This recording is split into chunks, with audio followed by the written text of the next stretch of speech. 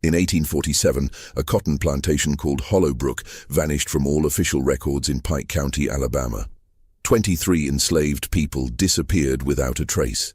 The plantation owner, Colonel Wendell Hargrove, was found dead under circumstances that authorities worked desperately to suppress. His daughter, Catherine Hargrove, was never seen again. For over 3 decades, neighboring landowners refused to speak of what happened there, and when pressed, would only whisper, "The land remembers." Before we continue with the story of Hollowbrook Plantation and the man who changed its fate forever, I need you to do something. If this kind of historical mystery intrigues you, subscribe to our channel and hit that notification bell. And please, leave a comment telling us what state or city you're listening from. We love knowing where our audience discovers these forgotten American stories. What really happened at Hollowbrook wasn't recorded in any courthouse, any newspaper, or any family Bible. But the truth, buried beneath decades of silence and fear, reveals something far more terrifying than any ghost story. The capacity of human beings to transform their entire world through acts of calculated defiance, and the lengths others will go to erase such transformations from history. Pike County, Alabama, in the 1840s was cotton country, pure and simple. The soil ran red with iron oxide, rich and fertile, stretching for miles under a canopy of pine and oak. The sheen had been carved from Creek territory barely 2 decades earlier, and the wounds of that displacement still festered beneath the surface of polite Southern society. Planters had rushed in, buying land cheap and building empires on the backs of enslaved labor. By 1845, cotton was king, and Pike County's plantations were minting money faster than the federal government could print it.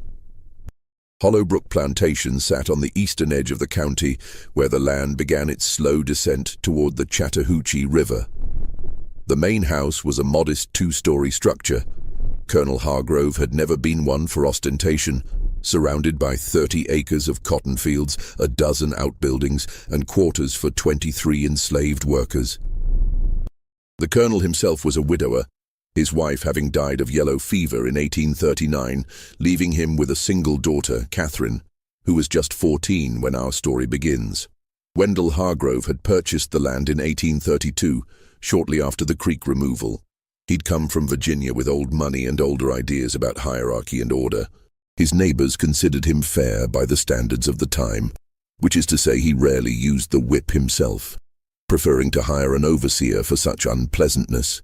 He attended the Methodist Church in Troy every Sunday, donated to the missionary fund, and treated his white neighbors with the courtesy expected of a gentleman.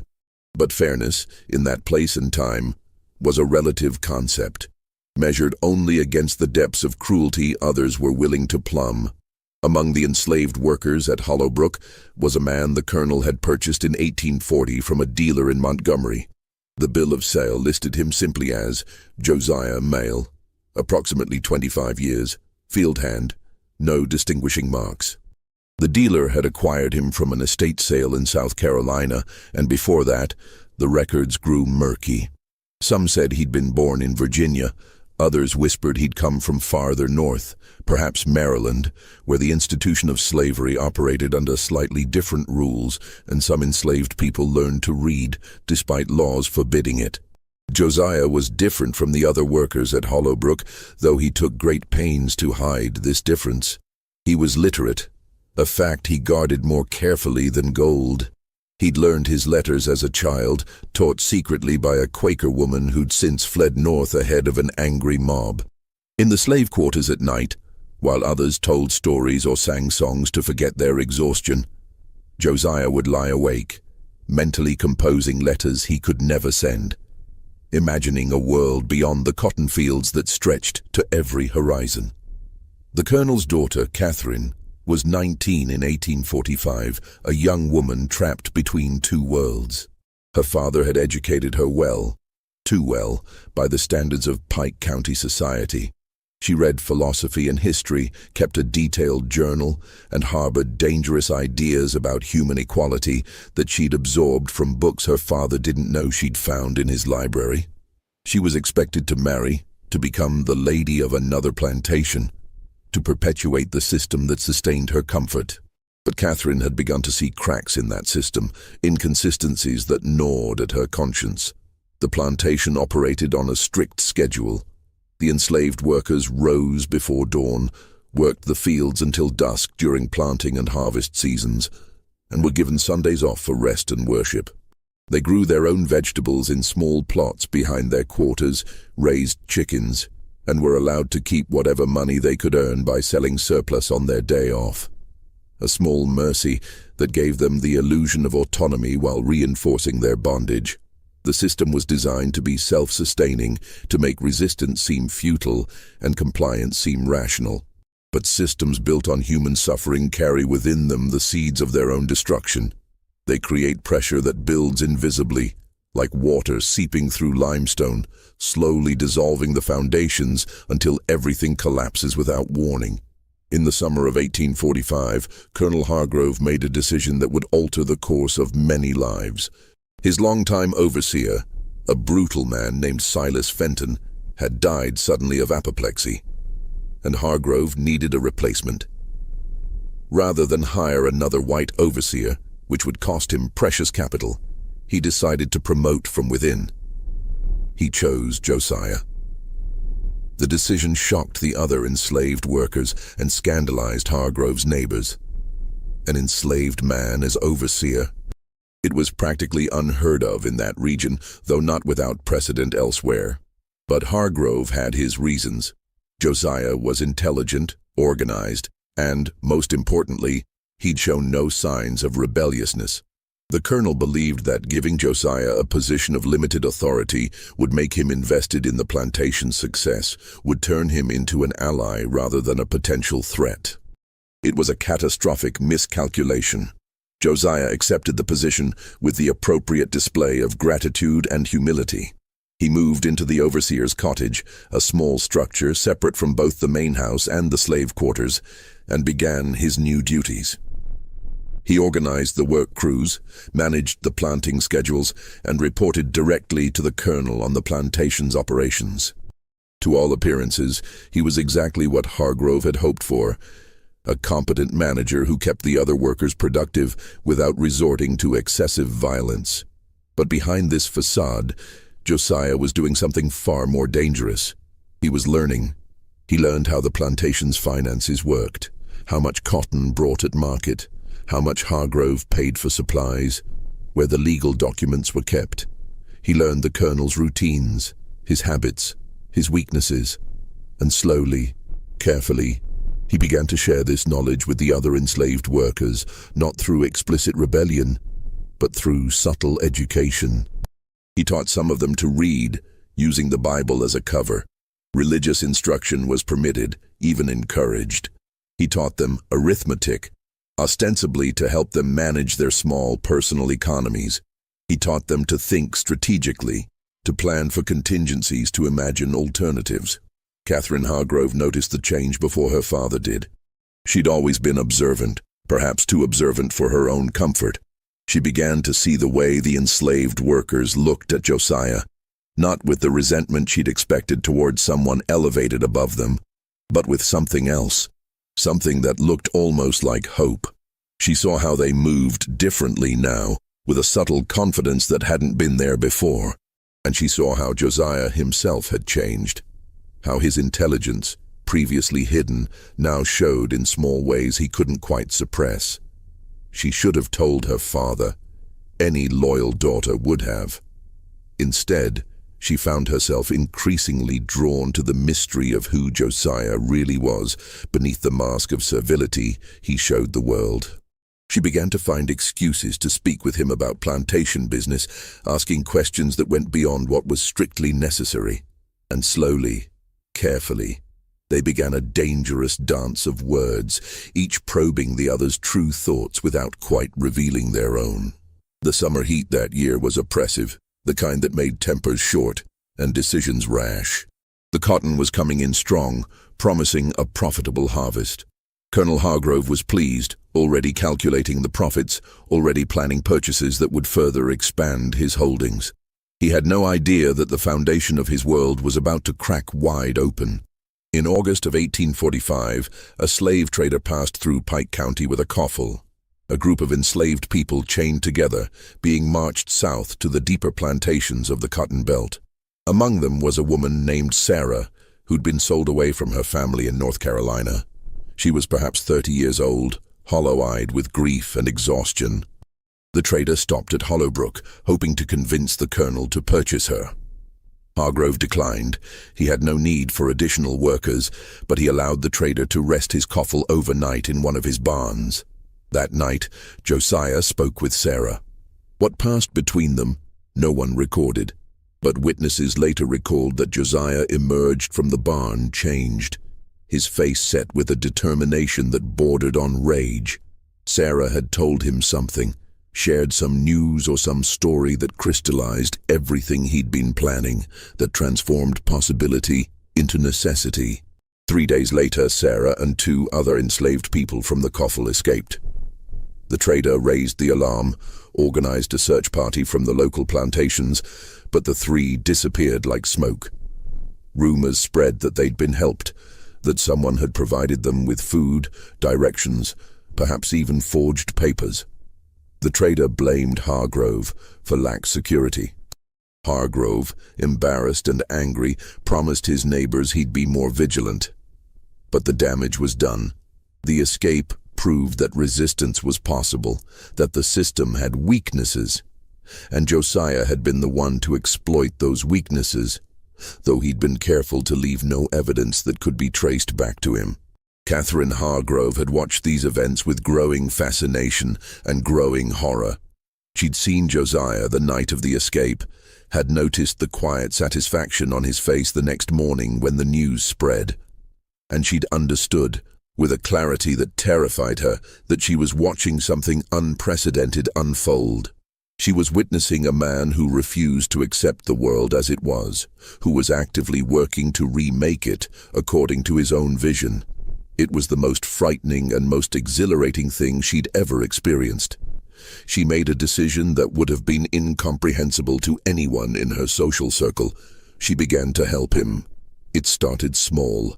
She began leaving books where Josiah might find them, treatises on democracy, accounts of the Haitian Revolution, philosophical arguments about natural rights and human dignity. She never acknowledged what she was doing, and he never acknowledged finding them. But the books disappeared and reappeared, their pages marked with careful fingerprints. They began to have conversations that skirted the edges of treason, discussing hypothetical situations, abstract principles, never quite saying what they both understood.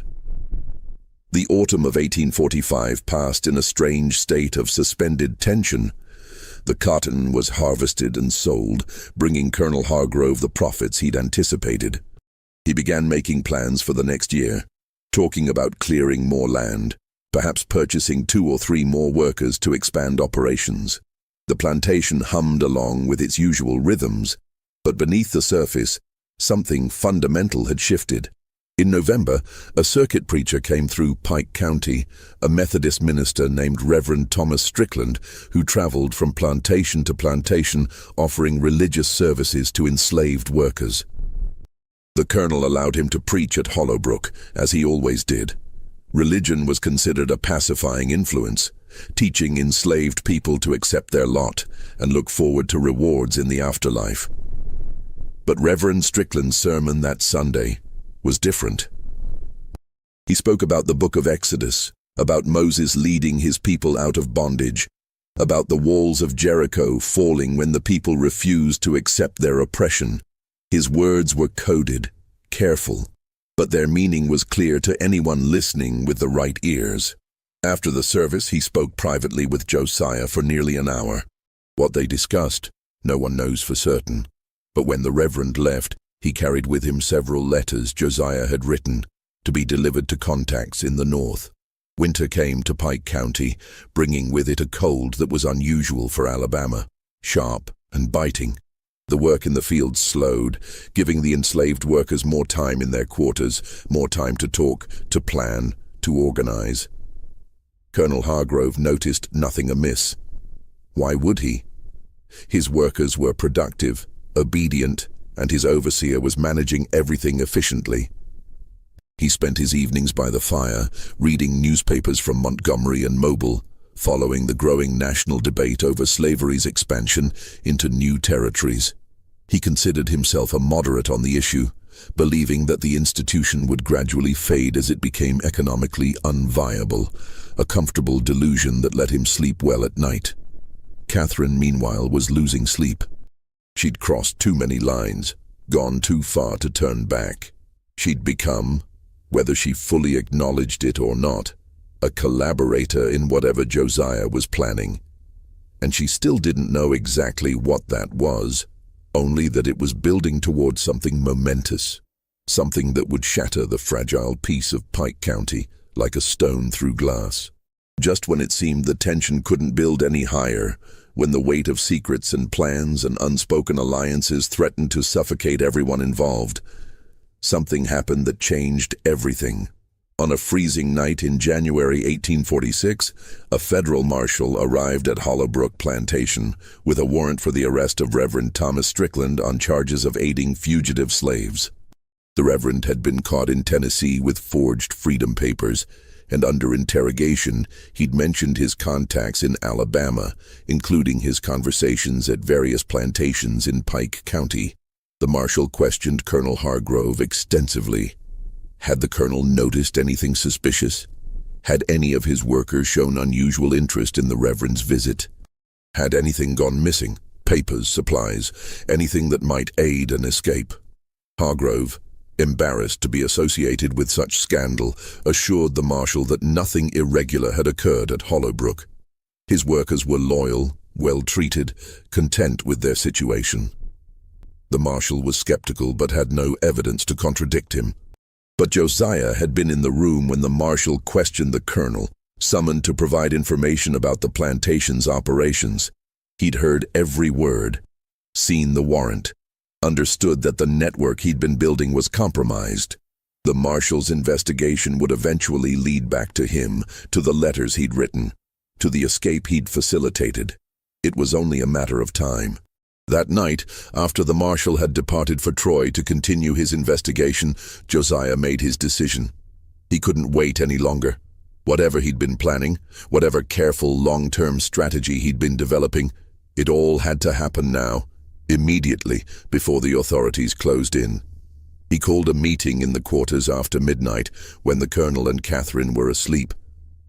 22 enslaved people crowded into the largest cabin, their breath fogging in the cold air. Josiah stood before them, his face illuminated by a single candle, and finally revealed everything he'd been working toward for the past year and a half. He wasn't proposing escape. Escape was temporary, a running that would never end, always looking over their shoulders for the catchers and their dogs. He was proposing something far more radical, something that had never been successfully attempted in the Deep South. He was proposing that they take control of Hollowbrook Plantation and transform it into a free settlement, defended by force if necessary, sustained by their own labor, governed by their own laws. It was madness. It was impossible. It would bring down the full fury of every plantation owner in Alabama, would summon the militia, perhaps even federal troops. They would all die or be sold so deep into the cotton country that they'd never see daylight again. But one by one, the 22 enslaved people in that cabin raised their hands in agreement. They'd already lost everything that mattered. Their families had been scattered by sale, their bodies broken by endless labor, their spirits crushed by systematic dehumanization. What did they have to lose by trying? At least they'd die free, if only for a moment. At least they'd know what it felt like to be masters of their own fate, even if that fate was sealed. Josiah laid out his plan. It was detailed, carefully considered, frighteningly thorough. He'd been preparing for this moment for longer than anyone had realized, accounting for every contingency, every possible response from the white power structure that surrounded them.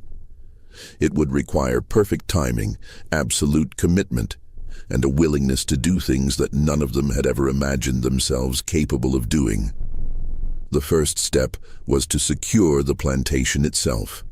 That meant dealing with Colonel Hargrove. In the hour before dawn on January 14, 1846, Josiah entered the main house using the key he'd been given as overseer. He walked through the silent rooms, past the portraits of Hargrove ancestors, past the furniture imported from Charleston, past all the trappings of wealth built on stolen labor. He climbed the stairs to the Colonel's bedroom. What happened in that room has been the subject of speculation and nightmare for over 170 years. The official version, pieced together from later testimony, was that the Colonel woke to find Josiah standing over him and reached for the pistol he kept by his bedside. There was a struggle. The gun discharged once, the sound muffled by bedclothes and thick walls. When it was over, Colonel Wendell Hargrove was dead, shot through the heart with his own weapon. Catherine Hargrove woke to the sound of the gunshot.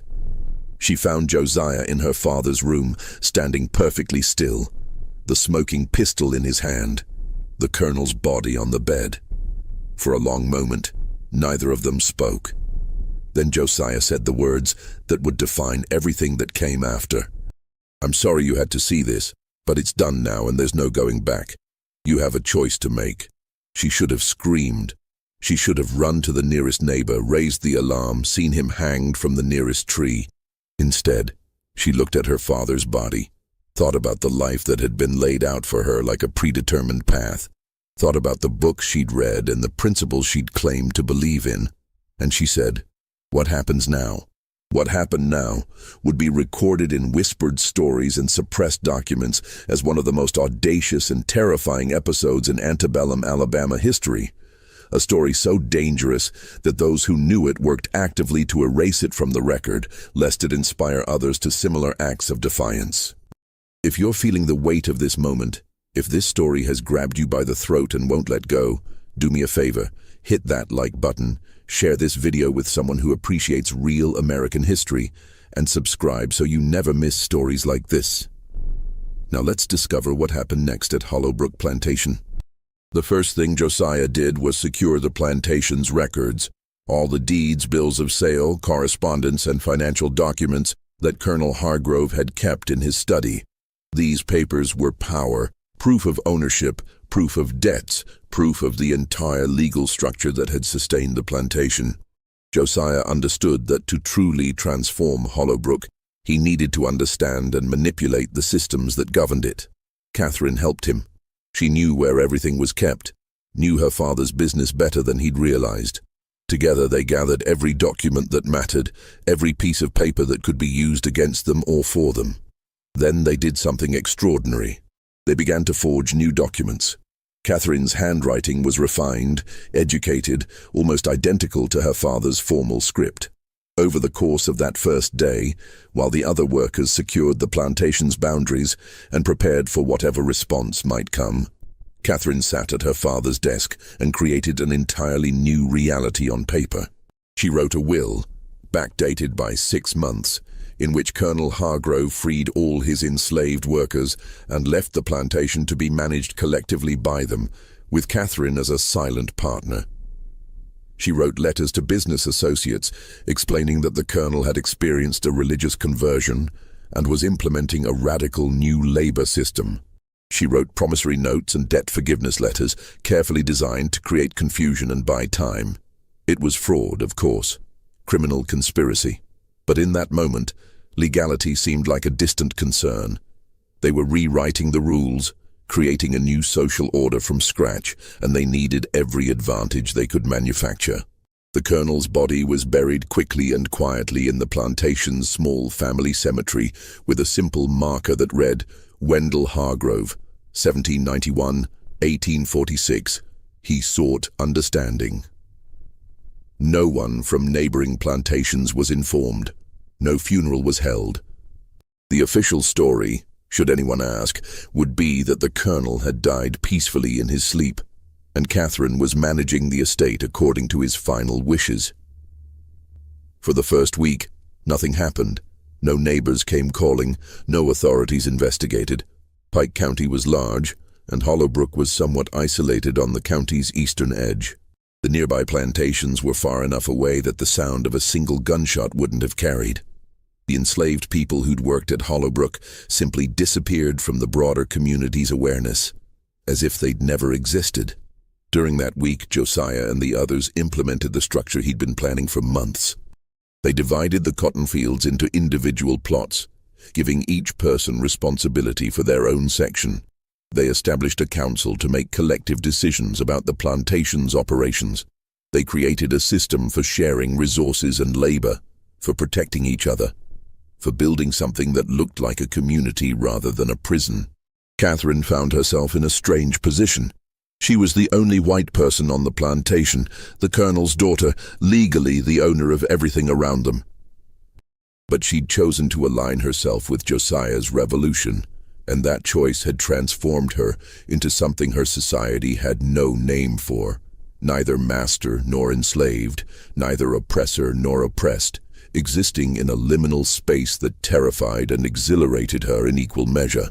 The relationship between Catherine and Josiah during this period defies easy categorization. They were co-conspirators, certainly, allies in an impossible enterprise.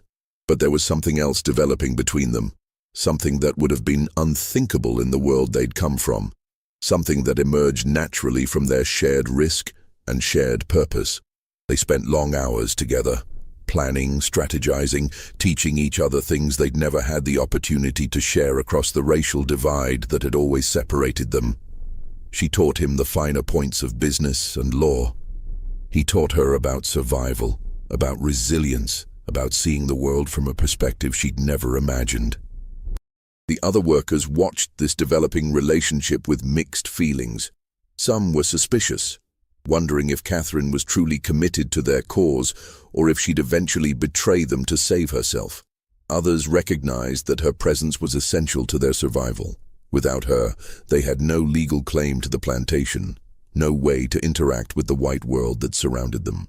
And still others saw something deeper, something revolutionary in the way Josiah and Catherine worked together as equals. Proof that the racial hierarchies they'd been taught were natural and inevitable were actually nothing more than social constructions that could be dismantled. By the end of January, Hollowbrook had been transformed. The plantation still grew cotton. They needed cash crops to survive, but the entire system of labor and governance had been revolutionized. People worked their own plots, kept their own profits, made their own decisions. They held nightly meetings to discuss strategy, to debate the best ways to proceed, to prepare for the response that would inevitably come. That response came in early February, when a cotton broker from Troy arrived at Hollowbrook, expecting to meet with Colonel Hargrove about the spring planting. He was met instead by Josiah, who introduced himself as the plantation's new manager and explained that the colonel had retired from active involvement in the business. The broker was skeptical. It was highly unusual for a plantation to be managed by anyone other than its white owner. But Josiah presented him with papers bearing what appeared to be Hargrove's signature, authorizing the new arrangement. The broker left confused, but not alarmed. He gossiped about the strange situation at Hollowbrook when he returned to Troy, sparking curiosity among the town's merchants and planters.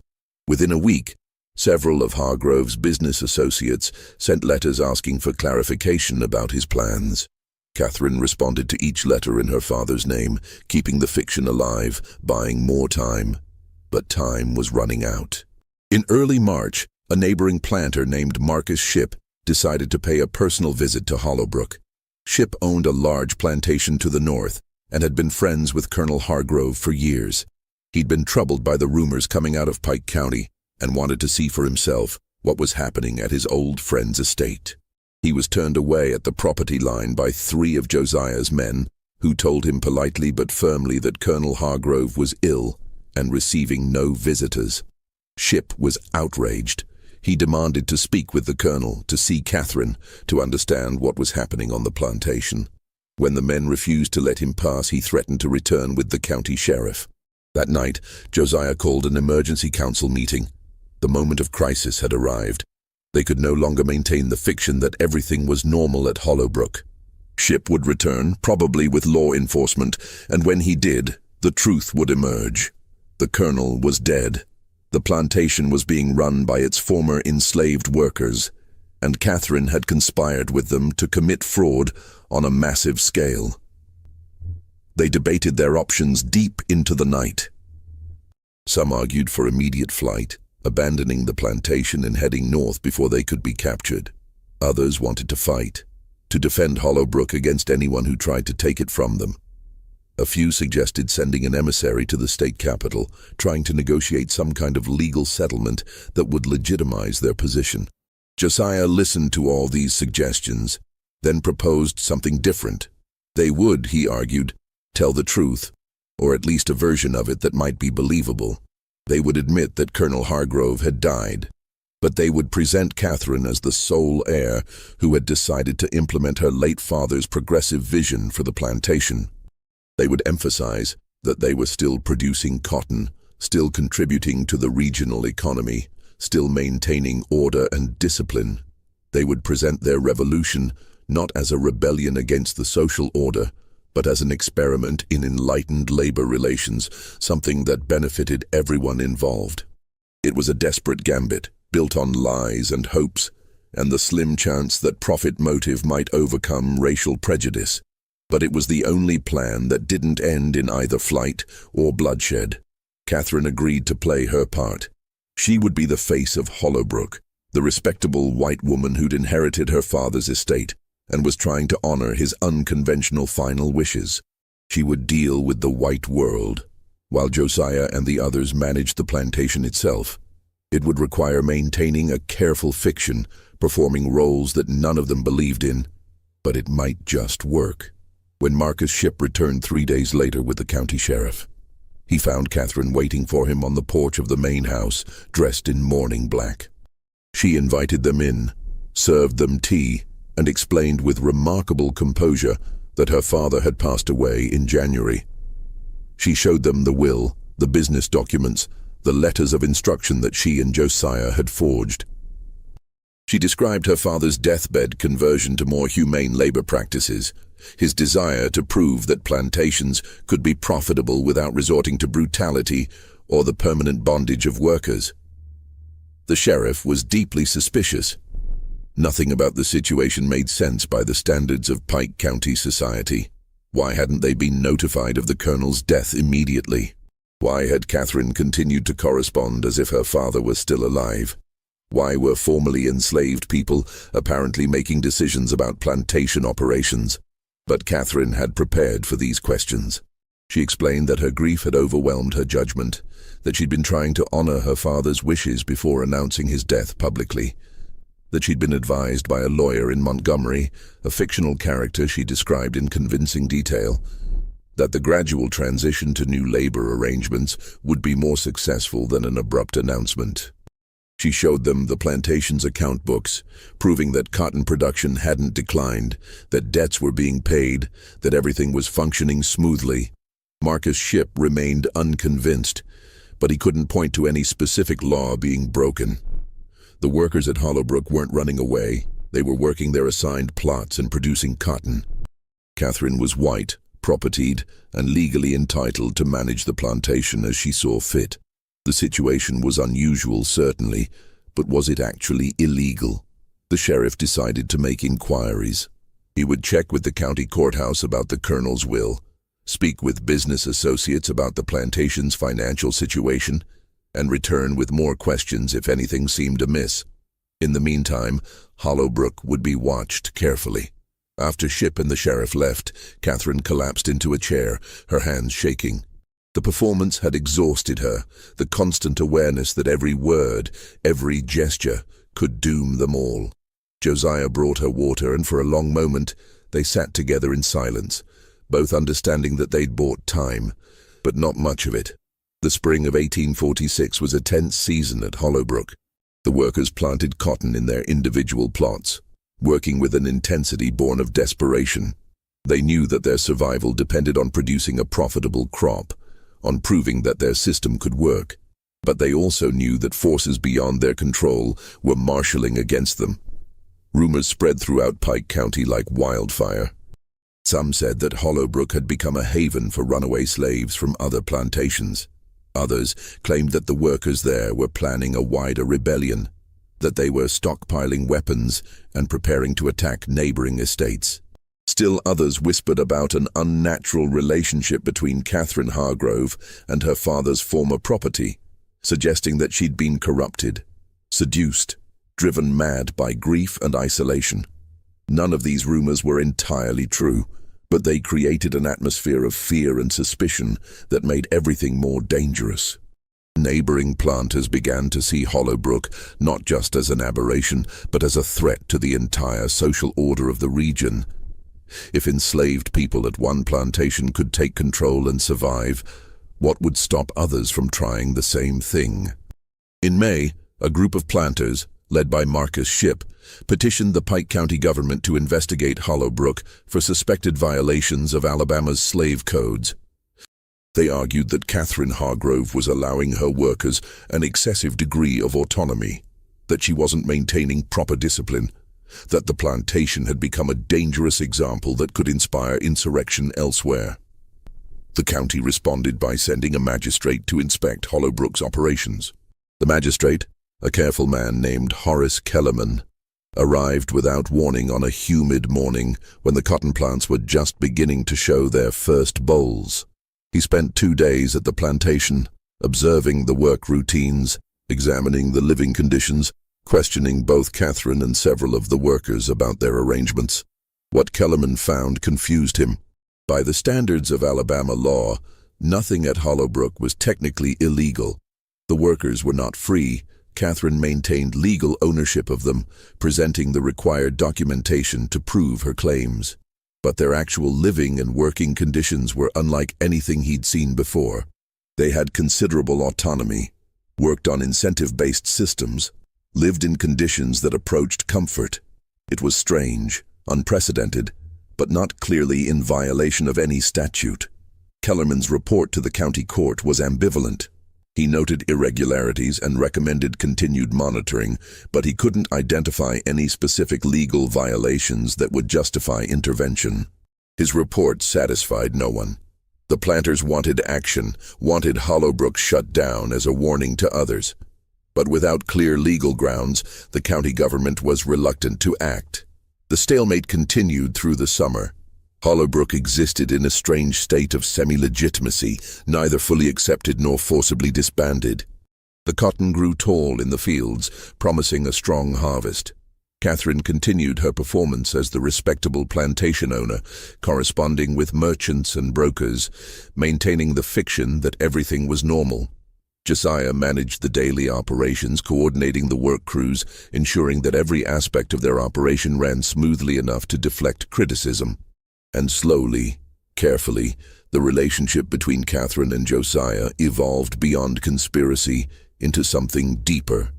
They were from worlds that were never supposed to touch, bound by laws and customs designed to keep them perpetually separate. But those laws and customs had no power in the space they'd created at Hollowbrook. There, in the isolation of their revolutionary community, they found themselves drawn together by shared purpose, shared risk, and a growing recognition that they understood each other in ways neither had ever experienced with anyone else. By midsummer, their relationship had become intimate. It was the final transgression, the ultimate violation of every social norm that governed their world. If discovered, it would bring down consequences that would make everything else seem trivial by comparison. But, in the privacy of the main house, away from watching eyes, they found moments of connection that felt like freedom, like proof that the world they were trying to build was possible. The harvest came in September and it was abundant. The workers brought in their cotton, ginned it, and prepared it for market. The plantation's account books showed a profit that exceeded what Colonel Hargrove had typically earned, proof that their system of individually managed plots and incentive-based labor was not just idealistic, but economically viable. Josiah and Catherine decided to use this success as leverage. They began corresponding with merchants in Mobile and Montgomery, proposing long-term contracts that would give Hollowbrook stability and legal standing. They crafted a narrative about innovative labor management, efficient operations, and profitable returns. Everything the market valued, carefully omitting the revolutionary social arrangements that made these results possible. Some merchants were intrigued. The cotton from Hollowbrook was high quality, and profit had a way of making people overlook irregularities. A few contracts were signed, giving the plantation a degree of legitimacy in the broader economic system. But just as it seemed Hollowbrook might survive, might actually establish itself as a functioning community, events beyond their control intervened. In October 1846, a runaway slave from a neighboring plantation appeared at Hollowbrook's boundaries, seeking shelter. His back was crisscrossed with whip scars, his feet bleeding from days of running through forests and swamps. He begged for help, for sanctuary, for anything that might keep him from being dragged back to the hell he'd escaped. Josiah and the council faced an impossible choice.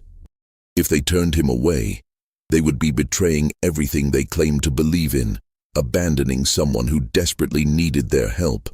But if they sheltered him, they would be violating laws against harboring fugitives, giving their enemies exactly the justification they needed to destroy Hollowbrook.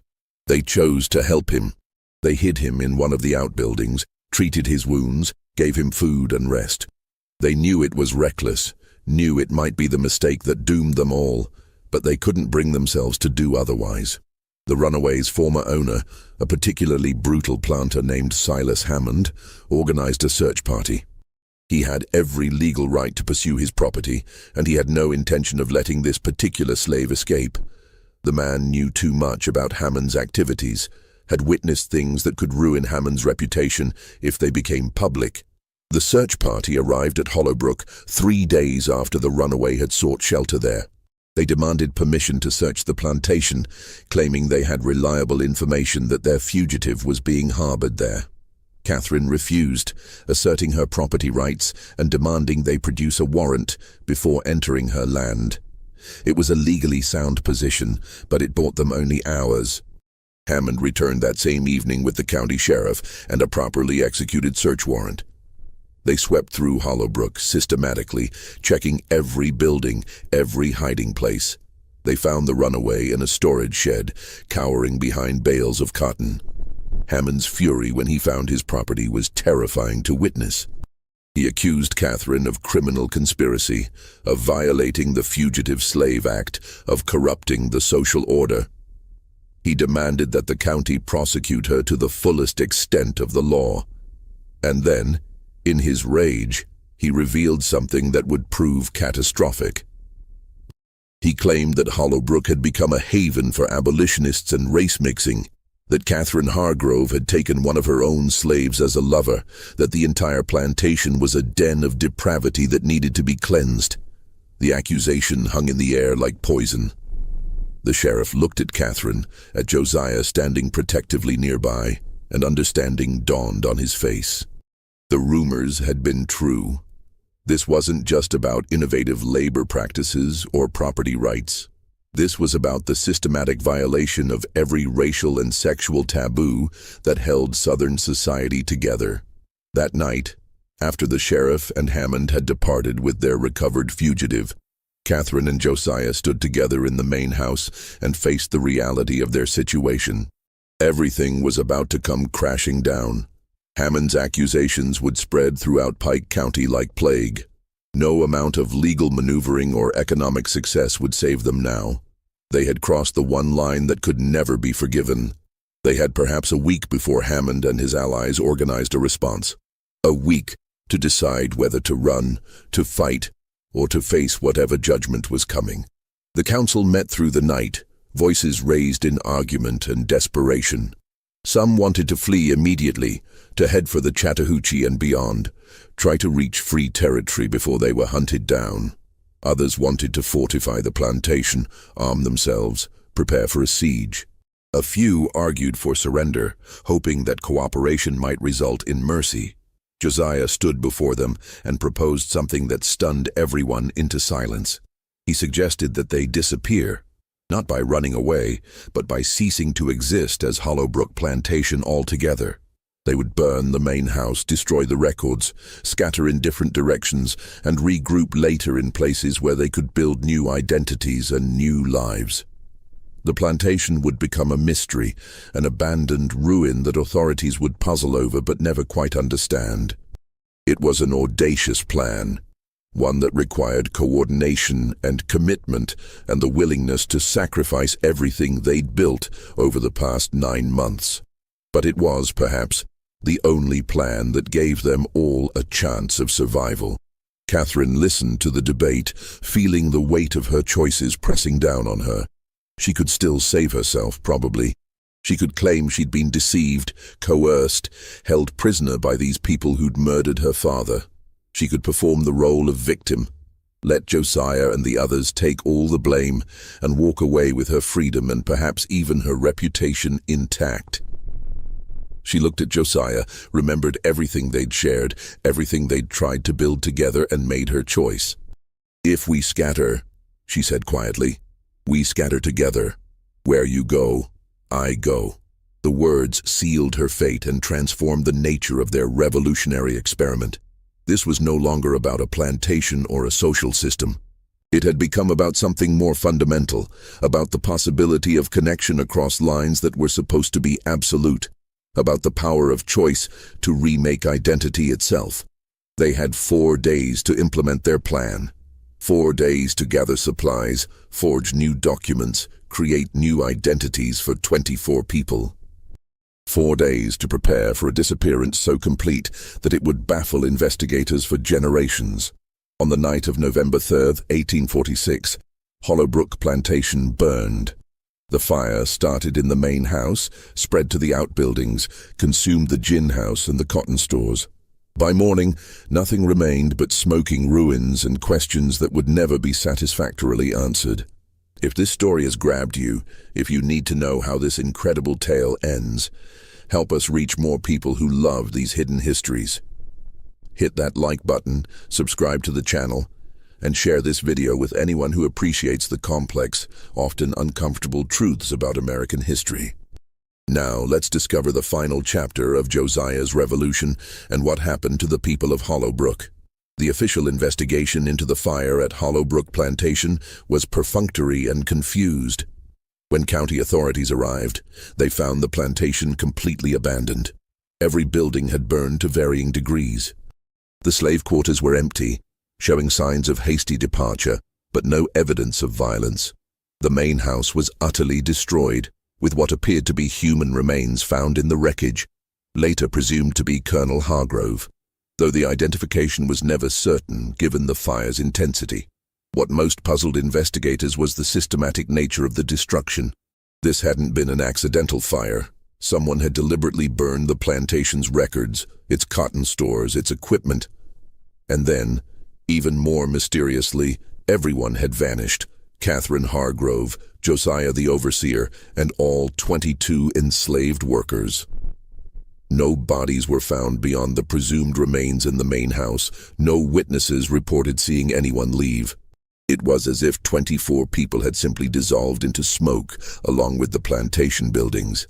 Marcus Shipp and Silas Hammond pressed for a full investigation. They were convinced that Catherine had been murdered, that the enslaved workers had slaughtered her along with her father and then fled north.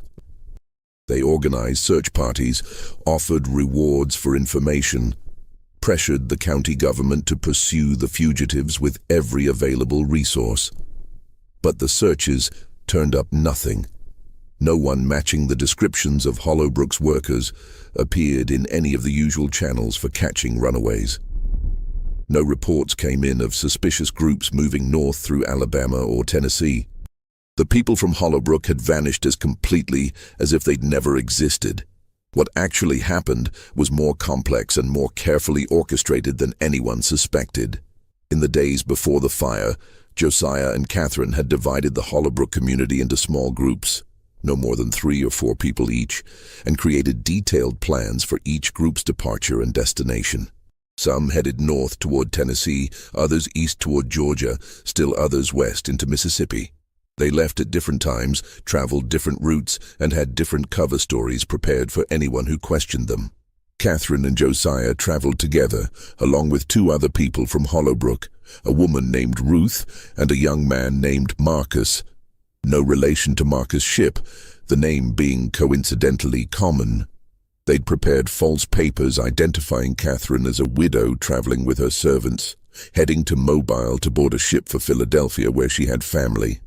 The papers were good enough to pass casual inspection, and Catherine's skin color and class markers were sufficient to deflect deeper scrutiny. They moved slowly, carefully, spending weeks making their way south through Alabama. Catherine used some of the money she'd taken from her father's safe to book passage on a riverboat, maintaining her performance as a respectable Southern lady traveling with her household servants. No one questioned the arrangement. Why would they? The world was full of white women traveling with enslaved attendants. From Mobile they did indeed take a ship north, but not to Philadelphia. They sailed to New Orleans instead, that cosmopolitan port city where racial categories were more fluid and complex, where people with ambiguous identities could more easily disappear into the population. In New Orleans, Catherine cut her hair, adopted simpler clothes, and began the process of transforming herself from a plantation heiress into someone who could live alongside Josiah without attracting fatal attention. They stayed in New Orleans for several months, living in a racially mixed neighborhood near the docks, working odd jobs, learning to navigate a world that was simultaneously more dangerous and more free than anything they'd known in Alabama.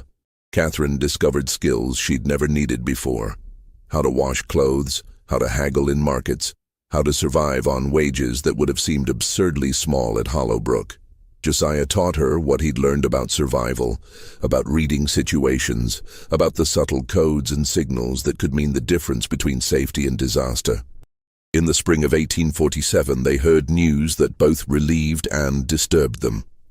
The investigation into Hollowbrook's destruction had been quietly closed. The official conclusion was that Catherine Hargrove had perished in the fire along with her father, and the enslaved workers had used the chaos to escape. Rewards for their capture remained posted, but with no leads and other crises demanding attention, the active pursuit had ended. Hollowbrook had become a cautionary tale, a story planters told each other about the dangers of excessive lenience and the treachery of the people they held in bondage. The other groups from Hollowbrook had similarly dispersed, each making their own way to various destinations across the country. Some made it north to free states, finding communities of free black people who could help them establish new identities. Others remained in the South, carefully constructing cover stories and paper trails that let them pass as free people. A few, tragically, were recaptured and sold back into slavery, though they never revealed their connection to Hollowbrook or the true story of what had happened there. Catherine and Josiah, along with Ruth and Marcus, eventually left New Orleans and made their way to Mexico. The Mexican government, antagonistic toward the United States following the recent war and the American annexation of Texas, had policies that were relatively welcoming to American refugees, including those fleeing slavery. In the state of Coahuila, they found a community of expatriates, escaped slaves, political dissidents, and other Americans who'd found reasons to leave their homeland behind. They settled in a small town near Monclova, where they purchased land and established a farm. Catherine and Josiah presented themselves as a married couple, though whether they actually formalized this union is unclear from the fragmentary records that survive. In Mexico, their relationship was unusual but not illegal, not subject to the violent prohibitions they'd faced in Alabama. They could simply be together, could build a life without constantly performing roles or hiding their connection. Ruth and Marcus established their own household nearby, and over the years, others from Hollowbrook found their way to the same region, creating a small community of expatriates bound by shared history and shared secrets. They grew cotton, ironically enough, selling it to Mexican merchants who exported it to European markets. They built houses, raised children, and gradually integrated into the local population through marriage and adoption of Mexican cultural practices. Catherine never used her family name again. She took the name Clara Mendez, a fiction that let her move through her new world without the weight of her past, constantly threatening to drag her down. She learned Spanish fluently, converted to Catholicism, and became, by all appearances, simply another expatriate farmer's wife in Coahuila. But she never forgot Hollowbrook, never forgot the 9 months when she'd tried to build something revolutionary, never stopped wondering about the people who'd scattered from that burning plantation and where they'd ultimately ended up. Josiah kept his name, perhaps because it carried no particular significance in Mexico, perhaps because changing it felt like erasing the person he'd fought so hard to become. He was respected in their community as a farmer and organizer, someone who could negotiate with local authorities and Mexican merchants, who understood both American and Mexican ways of doing business. He taught his children to read and write in both English and Spanish, determined that they would have the opportunities he'd been denied. The community they built in Coahuila lasted for several decades. By the 1860s, it had grown to nearly 50 people, including children born in Mexico who knew about Hollowbrook only through stories their parents told. The community maintained its own identity while slowly blending into the broader population of the region. By the 1880s, the children of the original Hollowbrook refugees were largely indistinguishable from other Mexican citizens of mixed descent, carrying the history of what their parents had done only in fragments of family lore. Josiah died in 1872 at approximately 70 years old. Catherine, Clara, lived until 1889, long enough to see her children grown and established, long enough to witness the American Civil War from a distance and wonder what might have been different if their experiment at Hollowbrook had succeeded. In her final years, she wrote a brief account of her experiences, explaining what had really happened in Pike County, Alabama in 1845 and 1846.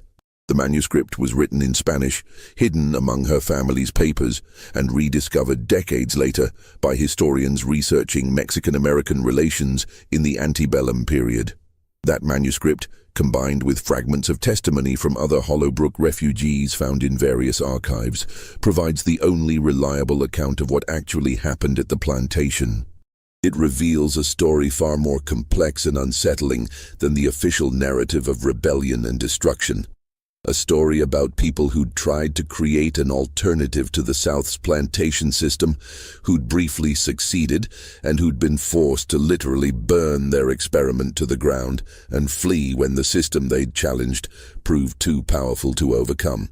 Back in Pike County, Hollowbrook Plantation was never rebuilt. The land reverted to the state when no heirs came forward to claim it. The ruins remained visible for years, gradually being reclaimed by the Alabama forest. By the 1870s, nothing remained but scattered foundation stones and the plantation's cemetery, where Colonel Hargrove's grave marker still stood, bearing its cryptic inscription. He sought understanding.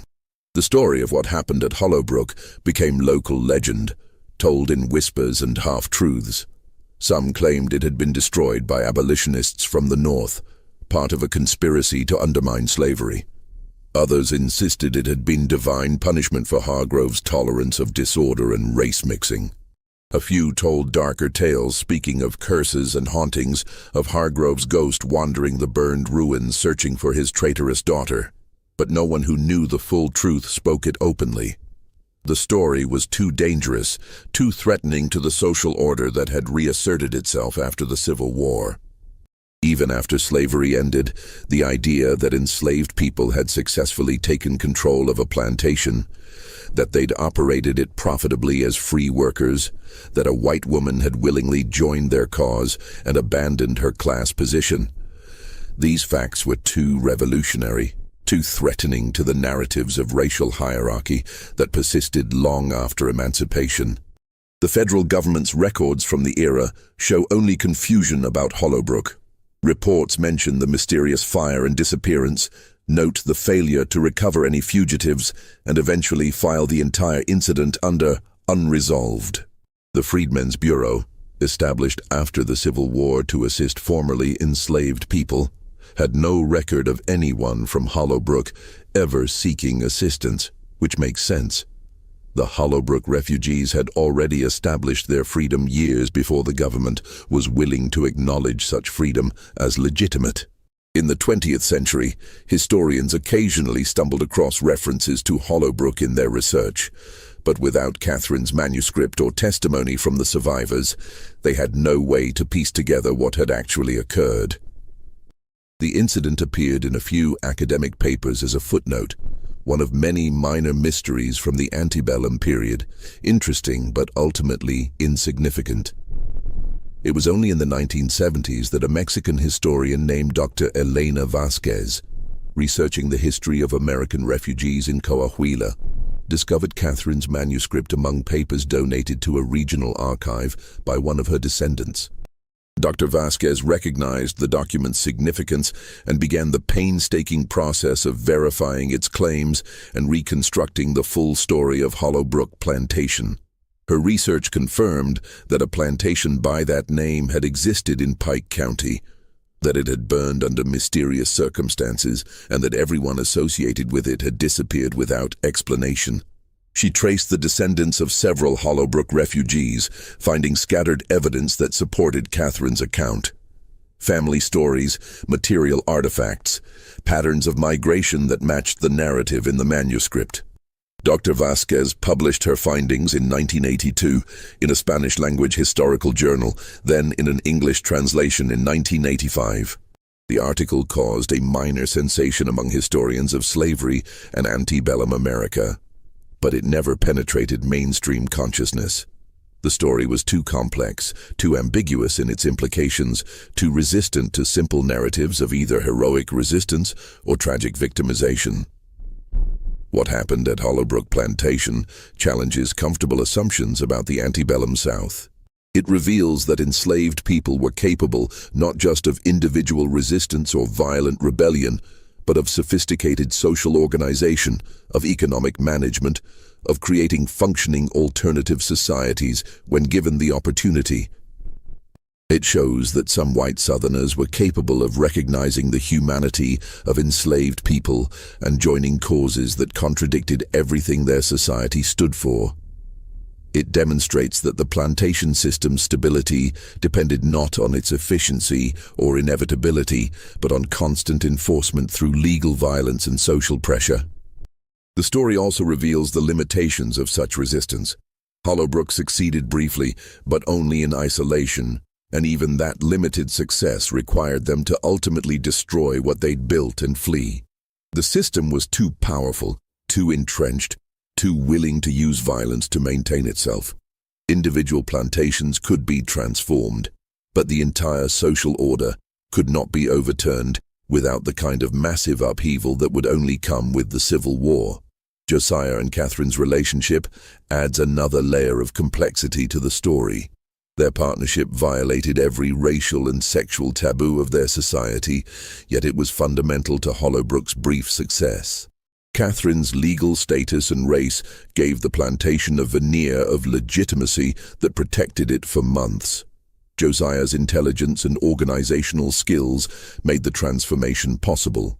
Together, they proved that the racial categories their society treated as absolute and natural were actually social constructions that could be refused, even at tremendous cost. But their relationship was also deeply shaped by the unequal power structures they'd inherited. Catherine had been Josiah's legal owner,